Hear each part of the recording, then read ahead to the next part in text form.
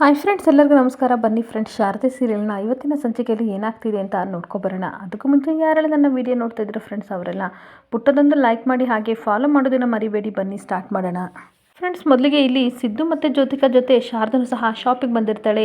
Shopping ಬಂದಿರಬೇಕಾದ್ರೆ ಈ ಕಡೆ ಸ್ಯಾರಿನ ತೆಗೆಸ್ಕೊಂಡು ನೋಡ್ತಾ ಇರ್ತಾಳೆ. ಸ್ಯಾರಿ ನೋಡ್ತಿರ್ಬೇಕಾದ್ರೆ ಒಂದು ಪಿಂಕ್ ಕಲರ್ ಸ್ಯಾರಿನ ನೋಡಿ ಶಾರದಾ ಹೇಳ್ತಿರ್ತಾಳೆ, ಇದು ತುಂಬ ಚೆನ್ನಾಗಿದೆ, ಇದನ್ನು ನೀವು ವೇರ್ ಮಾಡಿ ಮದುವೆಗೆ ಅಂತ. ಶಾರದಾ ಹೇಳ್ತಾ ಇದ್ರೆ, ನನಗೆ ಈ ಕಲರ್ ಬೇಡ, ಇಷ್ಟ ಆಗಿಲ್ಲ ಅಂದ್ಬಿಟ್ಟು ಆ ರೆಡ್ ಕಲರ್ ಸ್ಯಾರಿನ ಕೊಡಿ ಅಂತ ತಗೋತಾಳೆ. ಆ ರೆಡ್ ಕಲರ್ ಸ್ಯಾರಿನ ಇಟ್ಕೊಂಡು ಸಿದ್ದು ಇದನ್ನು ರಿಸೆಪ್ಷನ್ಗೆ ಕೊಡ್ಲಾ ಅಥವಾ ಮುಹೂರ್ತ ಕೊಡ್ಲಾ, ತುಂಬ ಚೆನ್ನಾಗಿದೆ ಅಲ್ವಾ ಅಂದಾಗ ಸಿದ್ದು ಹೂ ಅಂತ ಹೇಳ್ತಾ ಇರ್ತಾನೆ. ಬಟ್ ಇದಕ್ಕಿಂತ ಬೇರೆ ಕಲರ್ ತುಂಬ ಚೆನ್ನಾಗಿದೆ, ನನಗೆ ಈ ಡಿಸೈನ್ ತುಂಬ ಇಷ್ಟ ಆಯಿತು ಅಂತ ಬೇರೆ ಬೇರೆ ವೆರೈಟಿ ಸ್ಯಾರಿನ ಸೆಲೆಕ್ಟ್ ಮಾಡ್ಕೊಂಡು ನೋಡ್ತಾ ಇರಬೇಕಾದ್ರೆ ಕಸ್ಟಮರ್ ಹೇಳ್ತಾ ಇರ್ತಾರೆ, ಮೇಡಮ್ ಈ ಡಿಸೈನ್ ನೋಡಿ ತುಂಬ ಚೆನ್ನಾಗಿದೆ, ಈ ಕಡೆ ಮಾರ್ಕೆಟಲ್ಲಿ ಇದೆ ಸದ್ ಮಾಡ್ತಾ ಇರೋದು, ಇದಂತೂ ತುಂಬ ಯೂನಿಕ್ ಡಿಸೈನ್ ಅಂತ ತೋರಿಸ್ತಾ ಇರಬೇಕಾದ್ರೆ, ಓ ಹೌದಾ ತುಂಬ ಚೆನ್ನಾಗಿದೆ ಸಿದ್ದು, ನಾನು ಇದನ್ನು ತೊಗೊಳ್ಳ, ಇದನ್ನು ಉಟ್ಕೊಂಡ್ರೆ ನಾನು ಗೊಂಬೆ ಥರ ಕಾಣ್ತೀನಿ ಅಲ್ವಾ ಅಂತ ಹೇಳ್ಬೇಕಾದ್ರೆ, ಜೋ ನೀನು ಯಾವ ಸೀರೆ ಉಟ್ಕೊಂಡ್ರು ತುಂಬ ಚೆನ್ನಾಗಿ ಕಾಣ್ತೀಯಾ ತಗೋ ಅಂತ ಹೇಳ್ತಾ ಇರ್ತಾನೆ. ಇವ್ನು ನೋಡು ದೀಪು ಜೊತೆ ಬಂದಿದ್ರೆ ಖುಷಿಯಾಗಿ ಇರ್ತಿದ್ದ, ನನ್ನ ಜೊತೆ ಬಂದರೆ ಸ್ವಲ್ಪನೂ ರೊಮ್ಯಾಂಟಿಕ್ ಆಗಿರೋದೇ ಇಲ್ಲ, ನನ್ನನ್ನೆಲ್ಲ ಹೀರೋಯಿನ್ ಅಂತ ಕರೀತಾರೆ, ಆದರೆ ನನ್ನ ಜೊತೆ ಇರೋಕ್ಕೆ ಇವನಿಗೆ ಏನು ಗೋಳು ಅಂತ ಬೈಕೊಂಡು ಸೀರೆನ ಸೆಲೆಕ್ಟ್ ಮಾಡ್ತಾ ಹಾಗೆ ಇನ್ನೊಂದು ಕಡೆ ಸಿದ್ದು ಸಹ ಒಂದೆರಡು ಸ್ಯಾರಿ ತೋರಿಸಿ ಅಂತ ಸೆಲೆಕ್ಟ್ ಮಾಡಿಬಿಟ್ಟು ಈ ಎರಡು ಸ್ಯಾರಿನ ಪ್ಯಾಕ್ ಮಾಡಿ ಅಂತ ಹೇಳ್ತಿರ್ಬೇಕಾದ್ರೆ, ಜ್ಯೋತಿಕಾ ಹೇಳ್ತಾ ಇರ್ತಾಳೆ, ನನಗೆ ಈ ಪ್ಯಾಟ್ರನ್ ಇಷ್ಟ ಆಗಲ್ಲ, ನನಗೆ ಈ ಡಿಸೈನ್ ಚೆನ್ನಾಗಿಲ್ಲ ಅಂತ ಅನ್ಬೇಕಾದ್ರೆ, ನಿನಗೆಲ್ಲ ಜೋ ಅಮ್ಮನಿಗೆ ಮತ್ತು ಅತ್ತೆಗೂ ತೊಗೋತಾ ಇದ್ದೀನಿ, ಹಾಗೆ ನಿನಗೆ ಯಾವ್ದು ಬೇಕೋ ಅದನ್ನು ನೀನು ಸೆಲೆಕ್ಟ್ ಮಾಡು, ನಾನು ಜೆಂಟ್ಸ್ ಸೆಕ್ಷನ್ಗೆ ಹೋಗಿ ನನಗೇನು ಬೇಕು ಬಟ್ಟೆನ ಅದನ್ನು ಸೆಲೆಕ್ಟ್ ಮಾಡ್ತೀನಿ ಅಂತ ಎದ್ದೋಗ್ತಾ ಇರ್ತಾನೆ. ಸಿದ್ದು ಒಂದು ನಿಮಿಷ ನಿಂತ್ಕೊ ಅಂತ ಅನ್ಬೇಕಾದ್ರೆ, ನೋಡು ನಿನಗೆ ಡಿಸ್ಕಂಫರ್ಟ್ ಆಗುತ್ತೆ, ಕಂಫರ್ಟಬಲ್ ಆಗಲ್ಲ, ಸೊ ಹೆಣ್ಮಕ್ಳು ಶಾಪಿಂಗ್ ಬಂದರೆ ತುಂಬ ತಡ ಆಗುತ್ತೆ ಅಂತ ನನಗೆ ಗೊತ್ತು, ಸೊ ನಿನಗೆ ಯಾವ್ದು ಬೇಕು ನೀನೇ ಸೆಲೆಕ್ಟ್ ಮಾಡು ಕ್ಯಾರಿಯನ್ ಅಂತ ಹೊರಟು ಹೋಗ್ತಾ ಇರ್ತಾನೆ. ಹಾಗೆ ಇನ್ನೊಂದು ಕಡೆ ಪಾರಿಜಾತ ತನ್ನ ಮಗ ಪಾಲಾಕ್ಷನ್ಗೆ ಕಾಲ್ ಮಾಡ್ತಿರ್ಬೇಕಾದ್ರೆ, ಏನಮ್ಮ ಮದುವೆ ಮನೇಲಿ ಶಾಸ್ತ್ರಗಳೆಲ್ಲ ಜೋರಾಗಿ ನಡೀತಿದ್ಯಾ ಅಂತ ಅನ್ಬೇಕಾದ್ರೆ, ಏನು ಜೋರು ನನಗಂತೂ ಒಂದು ಗೊತ್ತಿಲ್ಲ ಅಂತ ಹೇಳ್ತಾ ಇರ್ತಾಳೆ. ಅಲ್ಲಮ್ಮ ಯಾಕೆ ನಿನ್ನ ವಾಯ್ಸಲ್ಲಿ ಒಂಥರ ಟೆನ್ಷನ್ ಇದೆಯಲ್ಲ, ಏನಾಯಿತು ಅಂತ ಅಂದಾಗ, ಒಂದು ದೊಡ್ಡ ಅನರ್ಥ ನಡೆದ್ಬಿಟ್ಟಿದೆ ಕಣೋ ಅಂದಾಗ, ಏನಮ್ಮ ಅದು ಅಂತ ಶಾಕ್ ಆಗಿ ಕೇಳಿಸ್ಕೊತಾ ಇರ್ತಾನೆ. ಆಗ ಮತ್ತೆ ತುಂಬ ಟೆನ್ಷನ್ ಮಾಡಿಕೊಂಡು, ಅಮ್ಮ ಮದುವೆ ಏನಾದರೂ ಕ್ಯಾನ್ಸಲ್ ಆಯಿತಾ ಅಂತ ಅಂದಾಗ, ಅಯ್ಯೋ ಮೊದಲೇ ಎಲ್ಲ ಕಡೆಯಿಂದಲೂ ಅಪಶಕನಗಳು ಬರ್ತಿದ್ದಾವೆ, ಅಂಥದ್ರಲ್ಲಿ ನೀನು ಬೇರೆ ಅಪಶಕನ ಮಾತಾಡಬೇಡ ಕಣೋ ಅಂತ ಅಂದಾಗ, ಮತ್ತು ಇನ್ನೇನು ಆಯಿತು ಹೇಳಮ್ಮ ಅಂತ ಅನ್ಬೇಕಾದ್ರೆ, ಏನು ಗೊತ್ತೇನೋ ಪಾಲಾಕ್ಷ, ನಮ್ಮ ಗೋಲ್ಡಿ ದಶರಥನ ಮಗಳಲ್ಲ ಅಂತ ದಶರಥನಿಗೆ ಗೊತ್ತಾಗಿದೆ ಅಂತ ಅಂದಾಗ ಶಾಕ್ ಆಗಿ ಪಾಲಾಕ್ಷ ಹಾಗೆ ನಿಂತ್ಕೊಬಿಡ್ತಾನೆ. ಆಗ ಪಾಲಾಕ್ಷ ತುಂಬ ಟೆನ್ಷನ್ ಮಾಡಿಕೊಂಡು, ಹೇಗಮ್ಮ ಅವನಿಗೆ ಗೊತ್ತಾಯಿತು, ಅದು ಈ ಟೈಮಲ್ಲೇ ಗೊತ್ತಾಗಬೇಕಾ, ಈ ರೀತಿ ಎಲ್ಲರಿಗೂ ಗೊತ್ತಾಯ್ತಾ ಬಂದರೆ ನಿಜವಾಗ್ಲೂ ನಾವು ಅಂದ್ಕೊಂಡಿರೋ ಗುರಿನ ಮುಟ್ಟಕ್ಕಾಗಲ್ಲ ಕಣಮ್ಮ ಅಂತ ಪಾಲಾಕ್ಷ ಹೇಳ್ತಿರ್ಬೇಕಾದ್ರೆ, ಹೂಕಣು ನನಗೂ ಅದೇ ಟೆನ್ಷನ್ ಆಗ್ತಿದ್ದು, ಅದು ಈ ಥರ ಗೊತ್ತಾಯಿತು, ವಿಮಲನಿಗೆ ಹೇಳೋಕ್ಕೆ ಅಂತ ಹೋಗಿದ್ದ, ಆ ಸಮಯಕ್ಕೆ ನಾನು ಹೋದೆ, ಆದರೆ ವಿಮಲ ಟ್ಯಾಬ್ಲೆಟ್ ತೊಗೊಂಡು ಮಲ್ಕೊಂಡು ಏನೂ ಕೇಳಿಸ್ಕೊಳ್ಳಿಲ್ಲ ಅಂತ ಅನ್ನರ್ಧದ ಘಟನೆ ಎಲ್ಲನೂ ತನ್ನ ಮಗನ ಹತ್ರ ಹೇಳ್ಕೊತಾ ಇರ್ತಾಳೆ. ಹಾಗೆ ಮತ್ತೆ ತುಂಬ ಟೆನ್ಷನ್ ಮಾಡಿಕೊಂಡು ಪಾರಿಜಾತ ಹೇಳ್ತಾ ಇರ್ತಾಳೆ, ಇವಾಗಂತೂ ವಿಮಲನಿಗೆ ಸತ್ಯ ಗೊತ್ತಾಗಲಿಲ್ಲ, ಆದರೆ ಈ ಮನೇಲಿ ಯಾರಿಗಾದರೂ ಖಂಡಿತ ಗೊತ್ತಾಗೇ ಆಗುತ್ತೆ, ಮದುವೆ ಆದಮೇಲೆ ಗೊತ್ತಾದರೆ ಏನೋ ಒಂದು ಮಾಡ್ಬೋದು, ಮದುವೆಗೆ ಮುಂಚೆ ಏನಾದರೂ ಗೊತ್ತಾದರೆ ಏನೋ ಮಾಡೋದು, ಖಂಡಿತ ನಮ್ಮ ಗೋಲ್ಡಿ ಮದುವೆ ಆಗಲ್ಲ, ಇದಕ್ಕೊಂದು ವ್ಯವಸ್ಥೆನೇ ನಾವು ಮಾಡಲೇಬೇಕು ಅಂತ ತನ್ನ ಮಗನಿಗೆ ಹೇಳ್ತಾ ಇರ್ತಾಳೆ. ಆಗ ಪಾಲಾಕ್ಷ ಹೇಳ್ತಾ ಇರ್ತಾನೆ, ಈ ವಿಷಯ ಜ್ಯೋತಿಕಂಗೆ ಗೊತ್ತಮ್ಮ ಅಂದಾಗ, ಇಲ್ಲ ಕಣೋ ಅವಳು ಶಾಪಿಂಗ್ ಹೋಗಿದ್ದಾಳೆ ಅಂತ ಅಂದಾಗ, ಅವಳಿಗೇನು ಹೇಳಕ್ಕೆ ಹೋಗಬೇಡಿ, ಅವಳು ಖುಷಿಯಾಗಿರಲಿ, ದಶರಥ ಎಲ್ಲಿ ಅಂತ ಅಂದಾಗ, ಅವನು ಸಹ ಇನ್ವಿಟೇಷನ್ ಕಾರ್ಡ್ ಕೊಡೋಕ್ಕೆ ಮಕ್ಕಳ ಜೊತೆ ಹೋಗಿದ್ದಾನೆ ಅಂತ ಹೇಳ್ಬೇಕಾದ್ರೆ, ನಾನು ಇದನ್ನೆಲ್ಲ ನೋಡ್ಕೋತೀನಿ, ನೀವು ತಲೆ ಕೆಡಿಸ್ಕೋಬೇಡಿ ಅಂತ ಫೋನ್ ಇಡ್ತಾ ಇರ್ತಾನೆ.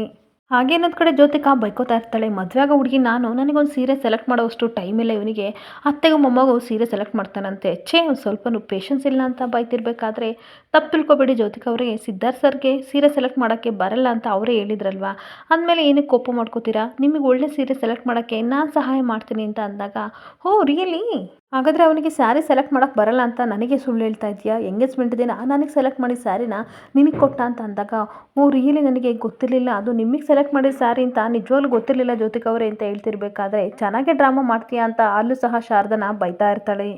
ನಾಟಕ ಜಾಸ್ತಿ ಮಾಡಬೇಡ, ಅದಕ್ಕೆ ನೀನು ನನ್ನ ಸ್ಯಾರಿನ ಕಿತ್ಕೊಂಡೆ ಇಲ್ಲ, ಅದಕ್ಕೆ ಎಂಗೇಜ್ಮೆಂಟಲ್ಲಿ ಸೀರೆ ಸುಟ್ಟೋಯ್ತು, ಇವಾಗ ಯು ನೋ ವಾಟ್, ಏನು ಗೊತ್ತಾ, ನನಗೆ ಮೊದಲೇ ತುಂಬ ಕೋಪ ಬರ್ತಾ ಇದೆ, ಇಲ್ಲಿಂದ ಹೊರಟೋಗು, ಅವ್ನು ಬೇರೆ ತುಂಬ ಇರಿಟೇಟ್ ಮಾಡಿದ್ದಾನೆ, ಹೊರಟೋಗು ಅಂತ ಶಾರದನ ಬೈದು ಕಳಿಸ್ತಾ ಇರ್ತಾಳೆ.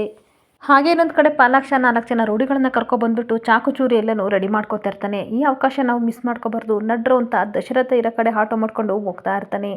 ಹಾಗೆ ಇಲ್ಲಿ ಶಾಪಿಂಗ್ ಅಂತ ಬಂದಿರಬೇಕಾದ್ರೆ ಈ ಕಡೆ ಶಾರದಾ ಯೋಚನೆ ಮಾಡ್ತಾ ಇರ್ತಾಳೆ, ಸಿದ್ಧ ಸರ್ ಈ ರೀತಿ ಮಾಡಬಾರ್ದು, ಅವರಿಗೂ ಸಹ ಆಸೆ ಇರುತ್ತಲ್ವ, ಜ್ಯೋತಿಕಾ ಅವ್ರು ಹೇಳಿದ್ರಲ್ಲಿ ತಪ್ಪೇನಿದೆ, ಸೀರೆ ಸೆಲೆಕ್ಟ್ ಮಾಡೋಕ್ಕೆ ಸಹಾಯ ಮಾಡಿದರೆ ಒಳ್ಳೇದಾಗ್ತಿತ್ತು ಅಂತ ಸಿದ್ದುನ ಬೈಕೋತಾ ಇರ್ತಾಳೆ. ಮತ್ತೆ ಹೇಳ್ತಾ ಇರ್ತಾಳೆ, ಈ ಮದುವೆಗೆ ಅವರು ಒಪ್ಕೊಂಡಿದ್ದೆ ಹೆಚ್ಚು ಹೇಳಬೇಕು ಅಂತ ಅಂದರೆ, ಈಗೇನಾದರೂ ಮತ್ತೆ ಜ್ಯೋತಿಕಾ ಅವ್ರು ಹಠ ಮಾಡಿದರೆ ಮದುವೆನೇ ಆಗಲ್ಲ ಅಂತ ಹೇಳಿದ್ರಲ್ಲಿ ಅನುಮಾನ ಏನಿಲ್ಲ ಅಂತ ಮಾತಾಡ್ತಾ ಇರ್ತಾಳೆ. ಹಾಗೆ ಮತ್ತೆ ಯೋಚನೆ ಮಾಡ್ತಾ ಇರ್ತಾಳೆ, ನಾನೇನು ಮಾತಾಡೋದು ಬೇಡ, ಸುಮ್ಮನೆ ಹೋಗೋಣ, ಹೇಗಿದ್ರು ನಾನು ಬಟ್ಟೆ ಅಂಗಡಿಲಿದ್ದೀನಲ್ವಾ, ದೀಪಗೆ ಒಂದೆರಡು ಜೊತೆ ಬಟ್ಟೆ ತೊಗೊಳ್ಳೋಣ ಅಂದ್ಬಿಟ್ಟು, ಅಕ್ಕ ಇಲ್ಲಿ ಮಕ್ಳು ಬಟ್ಟೆ ಯಾವ ಕಡೆ ಸೈಡ್ ಇದೆ ಅಂದಾಗ, ಆ ಕಡೆ ಅಂತ ಅಂದಾಗ ಥ್ಯಾಂಕ್ಸ್ ಅಂತ ಹೇಳ್ಬಿಟ್ಟು ದೀಪುಗೆ ಬಟ್ಟೆ ತೊಗೊಳಕ್ಕೆ ಅಂತ ಬರ್ತಾ ಇದ್ರೆ, ಅಲ್ಲಿ ಸಿದ್ದು ನೋಡಿದರೆ ದೀಪುಗೆ ಸಿಕ್ಕಾಪಟ್ಟೆ ಬಟ್ಟೆನ ಶಾಪಿಂಗ್ ಮಾಡ್ತಾ ಇರ್ತಾನೆ. ಏನು ಸರ್ ಇದನ್ನೆಲ್ಲ ಬಟ್ಟೆ ತೊಗೋತಿದ್ದೀರಾ ಅಂದಾಗ, ದೀಪುಗೆ ತೊಗೋತಿದ್ದೀನಿ ಅಂತ ಹೇಳ್ತಾ ಇರ್ತಾನೆ. ಅಲ್ಲ ಸರ್ ಮದುವೆ ನಿಮ್ದಲ್ವಾ, ಅವಳಿಗೆ ಯಾಕೆ ತೊಗೋತಿದ್ದೀರಾ ಅಂತ ಅಂದಾಗ, ನಾನು ತೊಗೊಂಡು ಖುಷಿ ಪಡೋಕ್ಕಿಂತ ನಮ್ಮವ್ರದ್ದು ಖುಷಿ ಆಗಿದ್ರೆ ನಂಗೆ ಅಷ್ಟೇ ಖುಷಿ, ಅದಕ್ಕೋಸ್ಕರ ಅವಳಿಗೆ ತೊಗೋತಾ ಇದ್ದೀನಿ ಅಂತ ಹೇಳ್ತಾ ಇರ್ತಾನೆ. ಆದರೂ ಸರ್ ನೀವು ಬಟ್ಟೆ ತೊಗೋಬೇಕಿತ್ತು ಅಂತ ಅಂದಾಗ, ಮದುವೆ ನಿಮ್ಮಷ್ಟಂತೆ ನಾನು ಆಗ್ತಾಯಿದ್ದೀನಿ ಅಂದಮೇಲೆ ಬಟ್ಟೆ ನಿಮ್ಮಿಷ್ಟಂತೆ ತೊಗೋಬೇಕಾ, ಅದು ನನ್ನಿಷ್ಟ ಅಲ್ವಾ ಅಂತ ಅಂದಾಗ, ಶಾರದಾ ಏನು ಮಾತಾಡದೆ ಬೇಜಾರಾಗಿರಬೇಕಾದ್ರೆ, ಬಿಡಿ ಶಾರದವರೇ ಬೇಜಾರು ಮಾಡ್ಕೋಬೇಡಿ, ನಾನು ಬಟ್ಟೆ ತೊಗೋತೀನಿ ಅಂತ ಹೇಳ್ತಾ ಇರ್ತಾಳೆ. ಸರಿ ಸರ್ ಅಂತ ಅನ್ಬೇಕಾದ್ರೆ, ನೀವು ತೊಗೊಂಡ್ರ ಅಂದಾಗ, ನನಗೆ ಯಾಕೆ ಸರ್, ನನ್ನ ಹತ್ರ ಸಿಕ್ಕಾಪಟ್ಟೆ ಸೀರೆ ಇದೆ, ಅವನೇ ಒಂದು ಹುಡ್ಕೋತೀನಿ ಅಂತ ಅನ್ಬೇಕಾದ್ರೆ, ದೀಪುಗೆ ಬಟ್ಟೆ ತೊಗೊಂಡಿದ್ದೀನಿ ಅಂತ ಅಂದಮೇಲೆ ನೀವು ತೊಗೋಬೇಕು, ಬನ್ನಿ ಹೋಗೋಣ ಅಂತ ಕರ್ಕೊಂಡು ಹೋಗ್ತಾ ಇರ್ತಾನೆ. ಇಲ್ಲ ಸರ್ ನಾನು ನಿಮ್ಮ ಜೊತೆ ಬರಲ್ಲ, ದಯವಿಟ್ಟು ನೀವು ನನಗೋಸ್ಕರ ಸ್ಯಾರಿನ ತರಬೇಡಿ, ಜ್ಯೋತಿಕ ಅವ್ರು ತುಂಬ ಬೇಜಾರು ಮಾಡ್ಕೋತಾರೆ, ಈ ರೀತಿ ನನಗೆ ಕೇರು ಮತ್ತು ಕನಸನ್ನು ತೋರಬೇಡಿ, ನನ್ನ ಮೇಲೆ ಕಾಳಜಿ ತೋರಬೇಡಿ ಸರ್ ಪ್ಲೀಸ್ ಅಂತ ರಿಕ್ವೆಸ್ಟ್ ಮಾಡ್ಕೋತಾ ಇರ್ತಾಳೆ. ಹಾಗೆ ಕೈ ಮುಗಿದು ಪ್ಲೀಸ್ ಸರ್ ನನ್ನ ಮಾತನ್ನ ಕೇಳಿ ಅಂತ ಅನ್ಬೇಕಾದ್ರೆ, ಸರಿ ಬಿಡಿ ನೀವು ಹೇಗೆ ಹೇಳ್ತೀರೋ ಹಾಗೆ ಮಾಡ್ತೀನಿ, ನಿಮ್ಮ ಮನಸ್ಸನ್ನ ನೋಯಿಸಬಾರ್ದು ಅಂತ ನಾನು ಡಿಸೈಡ್ ಮಾಡಿದ್ದೀನಿ, ಸೊ ಹಂಗಾಗಿ ನಿಮಗೆ ನೋವಾಗೋ ರೀತಿ ಯಾವ ರೀತಿಯೂ ನಾನು ನಡ್ಕೊಡಲ್ಲ ಅಂತ ಸಿದ್ದು ಹೇಳ್ತಾ ಇರ್ತಾನೆ.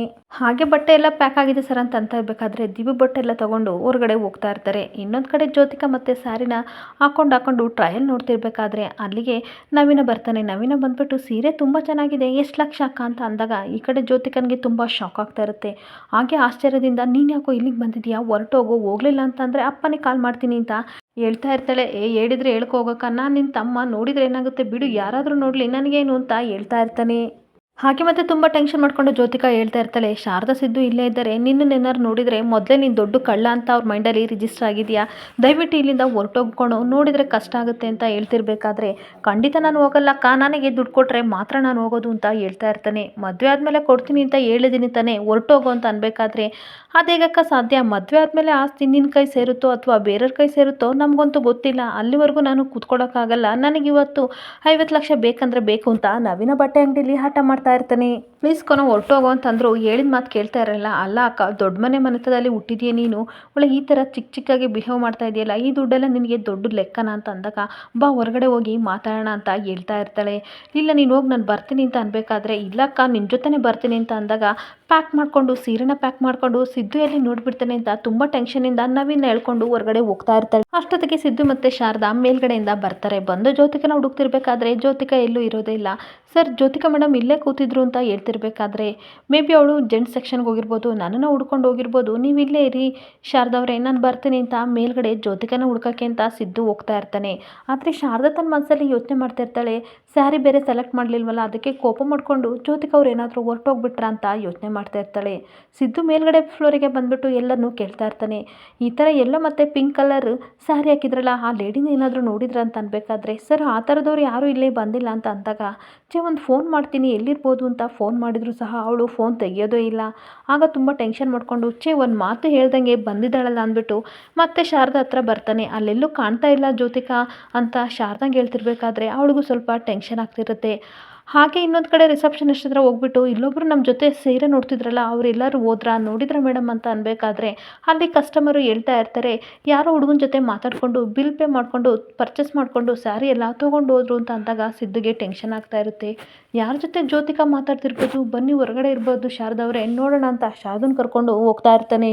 ಹಾಗೆ ಇನ್ನೊಂದು ಕಡೆ ಶಾರದಾ ಮತ್ತು ಸಿದ್ದು ರೋಡಲ್ಲಿ ನಡ್ಕೊಂಡು ಬರ್ತಿರ್ಬೇಕಾದ್ರೆ, ಶಾರದಾ ಹೇಳ್ತಾ ಇರ್ತಾಳೆ, ಬೇರೆ ಅಂಗಡಿಗೆ ಏನೂ ಹೋಗಿರಲ್ಲ ಅಲ್ವಾ ಅಂದಾಗ, ಖಂಡಿತ ಅವಳು ಎಲ್ಲೂ ಹೋಗಿರಲ್ಲ ಅಂತ ಹೇಳ್ತಾ ಇರ್ತಾನೆ. ಮತ್ತೆ ಏನಾದರೂ ಅಪಾಯ ಆಗಿರ್ಬೋದಾ ಅಂದಾಗ, ಅವಳಿಗೆ ಎಂಥ ಅಪಾಯ ಆಗುತ್ತೆ, ಏನೂ ಆಗಲ್ಲ, ಬನ್ನಿ ನೀವೇನೇನೋ ಯೋಚನೆ ಮಾಡಬೇಡಿ ಅಂತ ಕರ್ಕೊಂಡು ಹೋಗ್ತಾ ಇರಬೇಕಾದ್ರೆ, ಸಡನ್ನಾಗಿ ಶಾರದಾ ಸ್ಲಿಪ್ಪರ್ ಕಟ್ಟಾಗಿಬಿಡುತ್ತೆ. ಏನಾಯಿತು ಶಾರದಾ ಅವ್ರೆ ಅಂತ ಹೇಳ್ತಿರ್ಬೇಕಾದ್ರೆ, ನನ್ನ ಸ್ಲಿಪ್ಪರ್ ಕಟ್ಟಾಗಿದೆ ಅಂತ ಅಂದ್ಬಿಟ್ಟು ಸರಿ ಮಾಡ್ಕೋತಾ ಇರ್ತಾಳೆ. ಅಷ್ಟೇ ಕಷ್ಟಪಡ್ತೀರಾ, ಪಕ್ಕದಲ್ಲೆಲ್ಲೋ ಸ್ಲಿಪ್ಪರ್ ಅಂಗಡಿ ಇರ್ಬೋದು, ನಾನು ತರ್ತೀನಿ ಬಿಡಿ ಅಂತ ಅಂದಾಗ, ಪರವಾಗಿಲ್ಲ ಸರ್ ನನ್ನ ಹತ್ರ ಪಿನ್ ಇದೆ, ನಾನು ಅದನ್ನು ಅಡ್ಜಸ್ಟ್ ಮಾಡ್ಕೋತೀನಿ ಅಂತ ಹೇಳ್ತಾ ಇರ್ತಾಳೆ. ಸ್ಲಿಪ್ಪರಿಗೆ ಪಿನ್ ಹಾಕೊಂಡು ಯಾವ ರೀತಿ ನಡೀತೀರಾ, ಚುಚ್ಚಲ್ವಾ, ಬೇಡ ಬಿಡಿ ನಾನು ತೊಗೊಬರ್ತೀನಿ ಅಂತ ಸಿದ್ದು ಮತ್ತೆ ಹೋಗ್ತಿರ್ಬೇಕಾದ್ರೆ, ಬೇಡ ಸರ್ ನಾವು ಬಂದಿರೋ ಕೆಲಸ ಏನು, ನಮ್ಮ ಉದ್ದೇಶ ಏನು, ಅದನ್ನು ಮಾಡೋಣ, ಇದನ್ನೆಲ್ಲ ತಲೆ ಕೆಡಿಸ್ಕೊಬಿಡಿ ಅಂತ ಹೇಳ್ತಾ ಇರ್ತಾಳೆ. ಹಾಗೆ ಶಾರದಾ ಮತ್ತೆ ಹೇಳ್ತಿರ್ತಾಳೆ, ಮೊದಲು ನಾವು ಜ್ಯೋತಿಕಾ ಅವ್ರನ್ನ ಹುಡ್ಕೋಣ, ಈ ಚಪ್ಪಲಿ ಬಗ್ಗೆ ತಲೆ ಕೆಡಿಸ್ಕೋಬೇಡಿ, ನಮ್ಮೂರಲ್ಲಿ ಕಿತ್ತೋದ್ರೆ ಇದೇ ರೀತಿ ಮಾಡ್ಕೋತಿದ್ವಿ ಅಂತ ಅನ್ಬೇಕಾದ್ರೆ, ಏನೋ ನಾವಿಬ್ಬರು ಜೊತೆಗಿರಬೇಕು ಅಂತ ಚಪ್ಪಲಿಗೂ ಇಷ್ಟ ಆಗಿದೆ, ಅದಕ್ಕೆ ಕಿತ್ತೋಗಿದೆ ಬಿಡಿ, ಒಳ್ಳೇದಾಯಿತು ಅಂತ ಅಂದಾಗ, ಏನು ಹೇಳ್ತಾ ಇದ್ದೀರಾ ಅಂದಾಗ, ಏನಿಲ್ಲ ಬಿಡಿ, ಇಷ್ಟಪಟ್ಟು ಜೊತೇಲಿ ಇರಬೇಕು ಅಂತ ಸ್ಲಿಪ್ಪರ್ಗೂ ಆಸೆ ಆಗಿ ಕಟ್ಟಾಗಿದೆ ಅಂತ ಅಂದಾಗ ಏನು ಮಾತಾಡದೆ ಹಾಗೆ ಸ್ಲಿಪ್ಪರ್ ಸರಿ ಮಾಡ್ಕೊಂಡು ನಡ್ಕೊಂಡು ಹೋಗ್ತಿರ್ಬೇಕಾದ್ರೆ ಎಳ್ನೀರನ್ನ ನೋಡ್ತಾಳೆ. ಸರ್ ಎಳ್ನೀರು ಕುಡೀರಿ, ತುಂಬ ಬಿಸಿಲಿದೆ, ನಿಮಗೆ ತಂಪಾಗುತ್ತೆ ಸರ್ ಅಂತ ಅನ್ಬೇಕಾದ್ರೆ ನೀವು ಕುಡೀರಿ ಅಂತ ಹೇಳ್ತಾ ಇರ್ತಾನೆ. ಬೇಡ ಸರ್ ನನಗೆ ನೀವು ಕುಡೀರಿ ಅಂತ ಅನ್ಬೇಕಾದ್ರೆ ಆಗಲೇ ಯಾರೋ ಒಬ್ಬರು ಏನೋ ಹೇಳ್ತಾ ಇದ್ರು, ನಾವು ಯಾವುದೋ ಕೆಲಸಕ್ಕೆ ಬಂದಿದ್ದೀವಿ ಅದನ್ನು ಮಾಡಬೇಕು ಫಸ್ಟು ಅಂತ, ಮತ್ತು ಏನು ಈ ಥರ ಕಾಳಜಿ ಮಾಡ್ತಾ ಇದ್ದೀರಾ, ನನಗಂತೂ ತುಂಬಾ ಖುಷಿ ಆಗ್ತಿದೆ ಅಂತ ಸಿದ್ದು ಹೇಳ್ತಾ ಇರ್ತಾನೆ. ನೀವು ನನ್ನ ಫ್ರೆಂಡ್ ಥರ ಅಷ್ಟೇ, ಅದಕ್ಕಷ್ಟೇ ನಾನು ಕಾಳಜಿ ಮಾಡಿದೆ ಅಂತ ಅಂದಾಗ, ಹೌದಾ ನೀವು ಈ ಥರ ಕಾಳಜಿ ಮಾಡ್ತಾಯಿದ್ರೆ ನಾನು ಎಳ್ನೀರನ್ನೇ ಕುಡಿಯಲ್ಲ, ಹಾಗೇ ಇದ್ಬಿಡ್ತೀನಿ, ನನಗೂ ತುಂಬ ಖುಷಿ ಆಗುತ್ತೆ ಅಂತ ಅಂದಾಗ, ನೋಡಿ ಸರ್ ಆ ರೀತಿ ಎಲ್ಲ ಮಾತಾಡಬೇಡಿ ಅಂತ ಹೇಳ್ತಾ ಇರ್ತಾಳೆ. ನಿಮ್ಮ ಬಗ್ಗೆ ನೀವು ಯಾವತ್ತಾದರೂ ಕೇರ್ ಮಾಡ್ಕೊಂಡಿದ್ದೀರಾ ಹೇಳಿ ಅಂತ ಅನ್ಬೇಕಾದ್ರೆ, ನಾನು ಯಾವ ರೀತಿ ಕೇರ್ ಮಾಡ್ಕೊಳ್ಳಿ ಸರ್, ನನಗೆ ನೀವೆಲ್ಲ ಚೆನ್ನಾಗಿದ್ದರೆ ಅಷ್ಟೇ ಖುಷಿ, ನೀವು ನನಗೆ ಆಶ್ರಯ ಕೊಟ್ಟಿದ್ದೀರಾ, ನಿಮ್ಮ ಮನೆಯವ್ರ ಪ್ರೀತಿ ಮುಂದೆ ನಂದೇನು ಅಲ್ಲ ಅಂತ ಅಂದಾಗ, ನೀವು ಬರೀ ಬೇರೆಯವ್ರ ಬಗ್ಗೆನೇ ಯೋಚನೆ ಮಾಡ್ತೀರಾ, ಅದೇ ಗುಣ ನನಗೆ ತುಂಬ ಇಷ್ಟ, ಆದರೆ ನಿಮ್ಮ ಕೇರ್ ಬಗ್ಗೆ ನೀವು ಮೊದಲು ಯೋಚನೆ ಮಾಡಿ ಅಂತ ಸಿದ್ದು ಹೇಳ್ತಾ ಇರ್ತಾನೆ. ಹಾಗೆ ಸಿದ್ದು ಹೇಳ್ತಿರ್ತಾನೆ, ಬೇಜಾರು ಮಾಡ್ಕೋಬೇಡಿ, ನೀವು ಬೇಜಾರಾಗ್ತೀರ ಅಂತ ನಾನು ಎಳ್ನೀರು ಕುಡಿತೀನಿ, ಇನ್ನೊಂದು ಜೊತೆ ನೀವು ಕುಡಿಬೇಕು ಅಂತ. ಇವರೇ 2 ಎಳ್ನೀರು ಕೊಡಿರಿ ಅಂತ 2 ಎಳ್ನೀರು ತೊಗೊಂಡು ಇಬ್ಬರು ಕುಡಿತಿರ್ಬೇಕಾದ್ರೆ ಈ ಬಿಸಿಲು ಬದಲು ಮಳೆ ಬಂದಿದ್ರೆ ತುಂಬ ಚೆನ್ನಾಗಿತ್ತು ಅಂತ ಹೇಳ್ತಾ ಇರ್ತಾನೆ. ಹಾಗೆ ಶಾರದವ್ರೆ ನಿಮಗೆ ಮಳೆ ಇಷ್ಟನಾ ಅಂತ ಅಂದಾಗ, ಮಳೆ ಯಾರಿಗೆ ಇಷ್ಟ ಇಲ್ಲ ಸರ್, ಚಿಕ್ಕ ವಯಸ್ಸಿನಲ್ಲಿ ಎಷ್ಟೋ ಸಲ ಮಳೆಯಲ್ಲಿ ನೆನ್ಕೊಂಡು ಬರ್ತಾ ಇದ್ವಿ, ನಿಮಗೆ ಇಷ್ಟನಾ ಸರ್ ಅಂತ ಕೇಳಬೇಕಾದ್ರೆ, ಹೌದು ಶಾರದವ್ರೆ ನನಗೂ ಮಳೆ ಅಂತಂದರೆ ತುಂಬ ಇಷ್ಟ, ಅದರಲ್ಲೂ ಮಳೆ ಬರ್ತಿರ್ಬೇಕಾದ್ರೆ ಐಸ್ ಕ್ರೀಮ್ ತಿನ್ನೋದಂದರೆ ನನಗೆ ತುಂಬ ಇಷ್ಟ, 2 ಕಾಂಬಿನೇಷನ್ ನನಗೆ ತುಂಬ ಇಷ್ಟ ಅಂತ ಹೇಳ್ತಾ ಇರ್ತಾನೆ. ಹಾಗೆ ಮತ್ತೆ ಸಿದ್ದು ಹೇಳ್ತಾ ಇರ್ತಾನೆ, ಮಳೆನೂ ತುಂಬ ಇಷ್ಟ, ಹಾಗೆ ಮಳೆ ಜೊತೆ ನೆನಬೇಕಾದ್ರೆ ನಾನು ಇಷ್ಟಪಡೋರು ಜೊತೆಗಿರಬೇಕು ಅಂತ ಅಂದಾಗ ಏನು ಮಾತಾಡದೆ ಹಾಗೆ ಸಿದ್ದು ಮುಖ ನೋಡಿಕೊಂಡು ನಿಂತ್ಕೊಬಿಡ್ತಾಳೆ. ಮತ್ತೆ ಸ್ವಲ್ಪ ಹೊತ್ತಾದ್ಮೇಲೆ ಹೇಳ್ತಾಳೆ, ದೀಪುಗೂ ಅಷ್ಟೇ ಸರ್ ಮಳೆ ಅಂದರೆ ತುಂಬ ಇಷ್ಟ, ಜೊತೆಗೆ ಐಸ್ ಕ್ರೀಮ್ ತಿನ್ನೋದು ಅಂದರೆ ತುಂಬ ಇಷ್ಟ, ಅವಳ ಕಾಂಬಿನೇಷನು ನಿಮ್ಮದು ಕಾಂಬಿನೇಷನು ಸೇಮ್ ಇದೆ ಸರ್, ಇಬ್ಬರದು ಒಂದೇ ಟೇಸ್ಟ್ ಅಂತ ಹೇಳ್ತಿರ್ಬೇಕಾದ್ರೆ, ನೋಡಿ ಶಾರದವ್ರೆ ನೀವು ದೀಪುನ ತುಂಬ ಇಷ್ಟಪಡ್ತೀರಾ, ಅದ್ರಲ್ಲಿ 1/4% ನೀವು ನನ್ನನ್ನು ಇಷ್ಟಪಡಲ್ಲ ಅಂತ ಹೇಳ್ತಾ ಇರ್ತಾನೆ.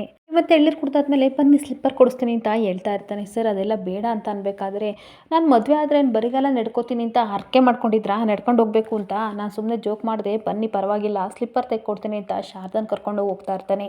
ಇನ್ನೊಂದು ಕಡೆ ಒಂದು ಪಾರ್ಕಿಗೆ ಈ ಕಡೆ ಜ್ಯೋತಿಕಾ ನವೀನನ್ನ ಕರ್ಕೊಬಂದು ದಯವಿಟ್ಟು ಇಲ್ಲಿಂದ ಹೊರಟೋಗು ಅಂತ ಹೇಳ್ತಿರ್ಬೇಕಾದ್ರೆ, ಅಕ್ಕ ದುಡ್ಡು ಯಾವಾಗ ಕೊಡ್ತೀಯ ಮೊದಲು ಅದನ್ನ ಹೇಳು ಅಂತ ಕೇಳ್ತಾ ಇರ್ತಾನೆ. ಅಲ್ಲ ಕಣೋ ನಮ್ಮ ಖರ್ಚೆ ತುಂಬ ಜಾಸ್ತಿ ಆಗಿದೆ, ಕಂಪನಿ ದುಡ್ಡು ಅಂತ ₹1 ತೆಗೆದ್ರು ಅನುಮಾನ ಬರುತ್ತೆ ಕಣೋ ಅಂತ ಅಂದಾಗ, ಯಾಕಕ್ಕ ತಲೆ ಕೆಡ್ಸ್ಕೊತೀಯ, ಜ್ಯುವೆಲರಿ ತಗೋಬೇಕು, ಸಾರಿ ತಗೋಬೇಕು ಅಂತ ಒಂದು 50 ಲಕ್ಷ ಇಸ್ಕೊಳಕ ಅಂತ ಹೇಳ್ತಾ ಇರ್ತಾನೆ. ಅಯ್ಯೋ ನಿನ್ನ ಮನೇಲಿ ಅತ್ತೆ ಅಮ್ಮ ಎಲ್ಲರೂ ಸಹ ಒಡವೆನ ತುಂಬ ತಂದಿಟ್ಟಿದ್ದಾರೆ, ಇವಾಗ 50 ಲಕ್ಷ ಬೇಕು ಅನ್ನೋಷ್ಟು ತಗೊಳ್ಳೋಕ್ಕೆ ಏನೂ ಇಲ್ಲ ಕಣೋ, ಅರ್ಥ ಮಾಡ್ಕೊಳ್ಳೋ, ಒಂದು ವಾರ ಟೈಮ್ ಕೊಡೋ, ಮದುವೆ ಆಗಿರುತ್ತೆ ಅವಾಗ ನಾನು ಏನಾದರೂ ಒಂದು ಹೇಳಿ ಆಗ ಅಧಿಕಾರನೂ ನನ್ನ ಕೈಲಿ ಬಂದಿರುತ್ತೆ, ನಿನಗೆ ವ್ಯವಸ್ಥೆ ಮಾಡಿಕೊಡ್ತೀನಿ ಅಂತ ಹೇಳ್ತಿರ್ಬೇಕಾದ್ರೆ, ನನಗದೆಲ್ಲ ಗೊತ್ತಿಲ್ಲ ಅಕ್ಕ, ನಿನ್ನ ಅಪ್ಪನ್ನ ಯಾಮರ್ಸ್ಬೋದು, ನನ್ನ ಯಾಮರ್ಸೋಕ್ಕಾಗಲ್ಲ ಅಂತ ಮತ್ತೆ ವಾದ ಮಾಡ್ತಾ ಇರ್ತಾನೆ. ನೋಡಕ್ಕ ನನಗೆ ಇವಾಗ 25 ಲಕ್ಷ ಕೊಡು, ಇಲ್ಲ ಅಂತಂದರೆ ನೀನು ಕನಸು ಕಾಣ್ತಿದ್ದಿಲ್ಲ ಮದುವೆನೇ ಆಗೋಕ್ಕೆ ನಾನು ಬಿಡಲ್ಲ ಆಯಿತಾ, ನಿನ್ನನ್ನು ನಂಬೋಕ್ಕಾಗಲ್ಲ ಅಂತ ಹೇಳ್ತಾ ಇರ್ತಾನೆ. ಹಾಗೆ ಅಲ್ಲ ಕಣೋ ನಂದು ನಿಂದು ಒಂದೇ ರಕ್ತ ಅಂತ ಅಂದಾಗ, ರಕ್ತ ಒಂದೇ ಇರ್ಬೋದು ಆದರೆ ನೀನು ಬೆಳೆದಿದ್ದು ಆ ಮನೇಲಲ್ವಾ, ನಿನ್ನ ಬುದ್ಧಿ ಸಹ ಚೇಂಜ್ ಆಗ್ಬೋದು, ನನಗೆ ಅದೆಲ್ಲ ಗೊತ್ತಿಲ್ಲ, 20 ಲಕ್ಷ ಬೇಕು ಅಂತ ಹೇಳಿ ಹೊರಟು ಹೋಗ್ತಿರ್ಬೇಕಾದ್ರೆ ಶಾಕಾಗಿ ಹಾಗೆ ಜ್ಯೋತಿಕಾ ನಿಂತ್ಕೊಬಿಡ್ತಾಳೆ. ಇನ್ನೊಂದು ಕಡೆ ಸಿದ್ದು ಹೇಳ್ತಾ ಇರ್ತಾನೆ, ಜ್ಯೋತಿಕಾ ನಮ್ಮಿಬ್ರನ್ನೂ ಬಿಟ್ಟು ಹೋಗಿದ್ದು ಒಂದು ಒಳ್ಳೆ ಕೆಲಸ ಆಯಿತು ಅಂತ ಹೇಳ್ತಿರ್ಬೇಕಾದ್ರೆ, ಏನು ಸರ್ ಈಗ ಹೇಳ್ತೀರಾ ಅಂತ ಅಂದಾಗ, ಇನ್ನೇನು ಮತ್ತೆ ನಿಮ್ಮ ಜೊತೆ ಅರ್ಥ ಮಾಡ್ಕೊಳ್ಳೋರ ಜೊತೆ ಹೋಗ್ಬೇಕಾದ್ರೆ ತುಂಬ ಖುಷಿ ಅಲ್ವಾ, ಅದಕ್ಕೆ ಹೇಳ್ತಾ ಇದ್ದೀನಿ ಅಂತ ಅಂದಾಗ, ಸರ್ ನಿಮಗೆ ವಾಸ್ತವ ಅರ್ಥ ಆಗಲ್ಲ, ಮದುವೆ ಬೇರೆ ಆಗ್ತಿದ್ದೀರಾ, 4 ಜನ ಕೇಳ್ಕೊಂಡ್ರೆ ಏನು ಅನ್ನಲ್ಲ ಅಂತ ಅಂದಾಗ, ಬರೀ ಅವ್ರ ಬಗ್ಗೆನೇ ಯೋಚನೆ ಮಾಡ್ತೀರಾ, ನಾನೇನು ಅನ್ಬಾರ್ದಂದೆ, ನನ್ನ ಫ್ರೆಂಡ್ ಜೊತೆ ಇನ್ನೂ ಸ್ವಲ್ಪ ಹೊತ್ತು ಟೈಮ್ ಸ್ಪೆಂಡ್ ಮಾಡ್ಬೋದಲ್ವಾ ಅಂತ ಹೇಳಿದೆ ಅಷ್ಟೇ ಅಂತ ವಾದ ಮಾಡ್ತಾ ಇರ್ತಾನೆ. ಹಾಗೆ ಇಬ್ಬರು ವಾದ ಮಾಡ್ಕೊಂಡು ಹೋಗ್ತಾ ಇರಬೇಕಾದ್ರೆ ಅಲ್ಲಿ ಇನ್ನೊಂದು ಕಡೆ ಸುಮಿತ್ರಣ್ಣ ಮತ್ತು ದಶರಥನೂ ಸಿಕ್ಬಿಡ್ತಾರೆ. ಏನು ಇಬ್ಬರೇ ಬರ್ತಾ ಇದ್ದಿರಲ್ಲ, ಜೋ ಎಲ್ಲಿ ಅಂತ ಅನ್ಬೇಕಾದ್ರೆ ಅವಳು ಸ್ಯಾರಿ ತೊಗೊಂಡೋಳೆ ಹಾಗೆ ಎಲ್ಲೋ ಹೋಗ್ಬಿಟ್ಲು ಅಂತ ಅಂದಾಗ, ಒಳ್ಳೆ ಸರಿ ಐತಿ ಹುಡುಗಿ ಎಲ್ಲೋದ್ಲು ಅಂತ ಸುಮಿತ್ರ ಹೇಳ್ತಾ ಇರ್ತಾಳೆ.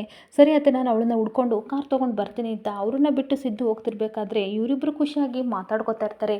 ಈ ಹೆಣ್ಮಕ್ಳದು ಮುಗಿಯೋದೇ ಇಲ್ಲ ಬಿಡಿ, ಬರೀ ಅವ್ರ ಬಗ್ಗೆ ಮಾತಾಡೋದು, ನಾನು ಡಿಸ್ಟರ್ಬ್ ಮಾಡಲ್ಲ ಅಂದ್ಬಿಟ್ಟು ಫೋನಲ್ಲಿ ಈ ಕಡೆ ದಶರಥ ಮಾತಾಡ್ತಾ ಇದ್ದರೆ ಪಾಲಾಕ್ಷ ಸಿಕ್ಕಿದ್ದ ಚಾನ್ಸು ಅಂತ ರೌಡಿಗಳನ್ನು ಕರ್ಕೊಬಂದು ಇವ್ರ ಮೇಲೆ ಅಟ್ಯಾಕ್ ಮಾಡ್ತಾ ಇರ್ತಾನೆ. ಇಲ್ಲಿಗೆ ಸಂಚಿಕೆ ಎಂಡ್ ಆಗ್ತಿದೆ. ಈ ವಿಡಿಯೋ ಇಷ್ಟ ಆದರೆ ಪುಟ್ಟದೊಂದು ಲೈಕ್ ಮಾಡಿ, ಫಾಲೋ ಮಾಡಿ. Thank you.